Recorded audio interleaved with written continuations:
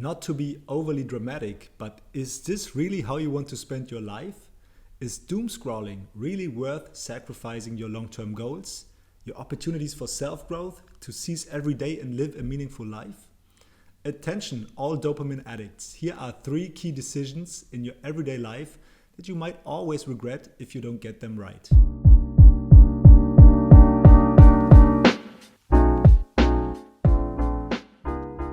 Hey folks, my name is Jonas and I am co-founder here at FlowLab, a mental fitness app to increase your focus, motivation and flow experiences. Before we start, I'd be very grateful if you give this video a thumbs up and subscribe to our channel for more videos on mental fitness, productivity and the psychology behind flow states. These days, we're always glued to our phones. In a study from 2021, an astonishing 46%, so almost half of the American respondents, reported spending time on their phones for 5 to 6 hours per day. And this is the number that comes on top of work-related smartphone use. Another 22% indicated that they on average spent 3 to 4 hours of their day on their phone. I get it. It's permanently accessible, an easy way to entertain ourselves, and it's fun, but it comes at a cost. If you're lucky, you're not aware of it yet, but in the long run, this constant overstimulation will drain your focus and motivation. You'll feel more dull-witted, distracted, restless, and demotivated. While spending all your dopamine on meaningless doom scrolling, hours on Netflix, permanent music, and social media, you'll have less dopamine left for the things that actually matter to you. How often do you start a project but don't find the motivation to finish it? How often do you interrupt what you're doing to check your messages? How often do you automatically open Instagram or TikTok without even noticing it? And let me ask you something else. When you are 100 years old and look back at your life, is this how you wanted to live it? I'm guilty of these behaviors too, and that's why I reflected on the key moments in my everyday life where I am most tempted to seek a meaningless dopamine rush. If you pay more attention to these specific moments and consciously decide to resist that temptation, you'll have the opportunity to break your dopamine addiction and find a healthier way to use social media or other addictive dopamine-enhancing activities.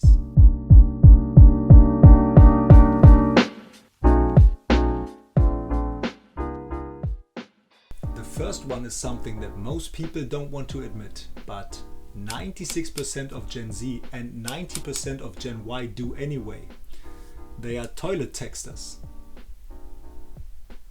Come on, are you someone who brings their phone to the toilet? Do you even belong to the 40% setting the toilet mute with smartphone music? This may not surprise you, but this is a habit you definitely need to let go of. First of all, it depletes your dopamine. If you've watched our educational video on how dopamine works and influences our focus and motivation, you know that checking your phone will not only give you pleasure in that tiny little moment on the throne, it will also give you a hard time afterwards, finding deep focus and motivation again for whatever it is you're doing after you have finished your business. Work, sports, spending time with friends or family. After a dopamine rush, we'll experience a dopamine crash.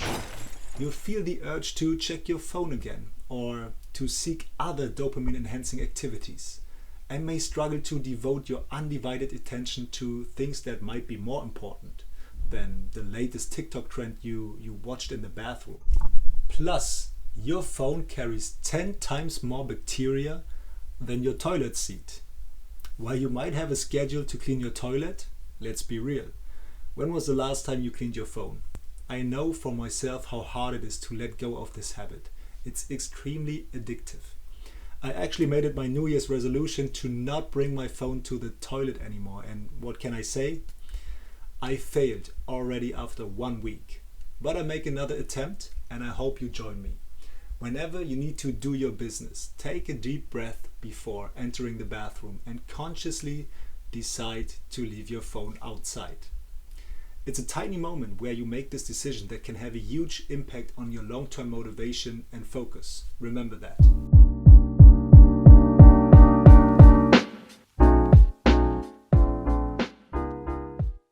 Okay, Imagine this, you got everything ready, your water, your noise cancelling headphones, your laptop, and you're ready to work.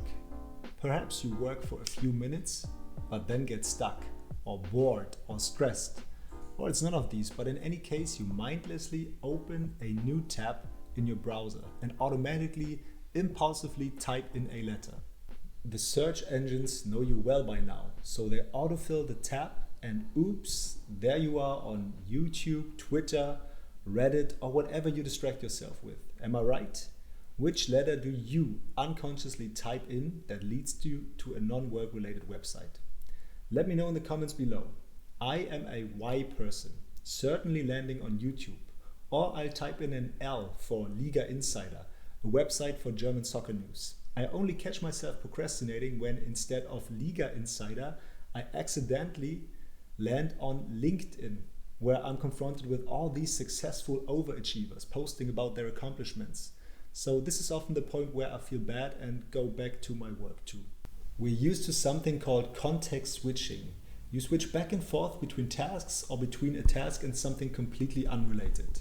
You're working on an article, but then an email pops in and you read it before going back to your actual work. Or perhaps you're reading something, but then you notice a pop-up notification on your smartphone and can't help but click on it. The thing is, it's not only the time you spend reading the email or your new messages that are lost. Your brain also needs time until it's able to deeply focus again after switching context, something termed attention residue. When going back to your original task, your brain is still processing that distraction in the background. On average, we're interrupted every 11 minutes. And guess what? It takes an estimated 23 minutes to find your deep focus again afterwards. Pretty shocking, isn't it? In my case, it helped me to become aware of this habit in the first place. Although I still catch myself opening a new tab every now and then and typing in a Y or L, I now remind myself of my higher goals and actively decide to close it again. You may even want to try out website blockers if you're serious. Turn off your phone or lock it in your mailbox until the end of your workday. And what I do before a deep work session too to make work more fun again and summon up the motivation I need is a dopamine fast light, doing literally nothing for 1 minute. It's a great habit I've implemented now on 1minutedopaminefast.com, a free website that challenges you to make 1 minute dopamine fasts a daily habit. I put the link in the description for you.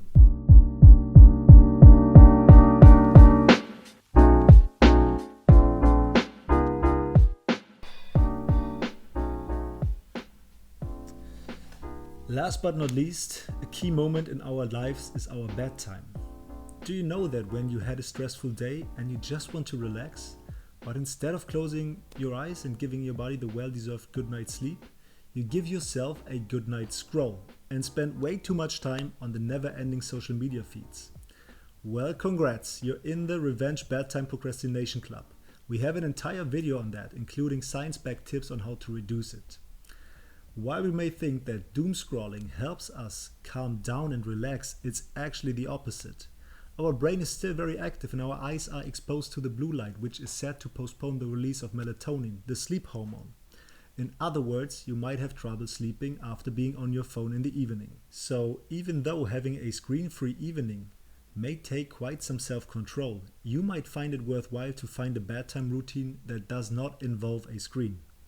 The good old book or journal may prove better companions. So all you dopamine addicts out there, the best way to replenish your depleted dopamine pools is to refrain from dopamine enhancing activities for a while.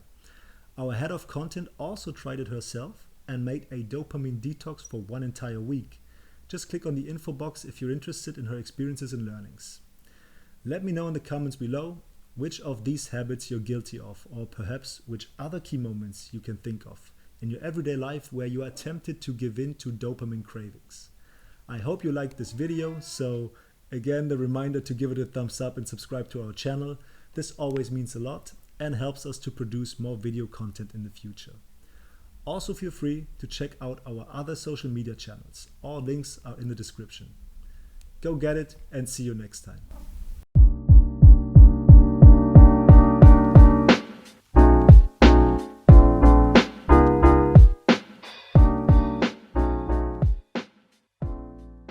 to find a bedtime routine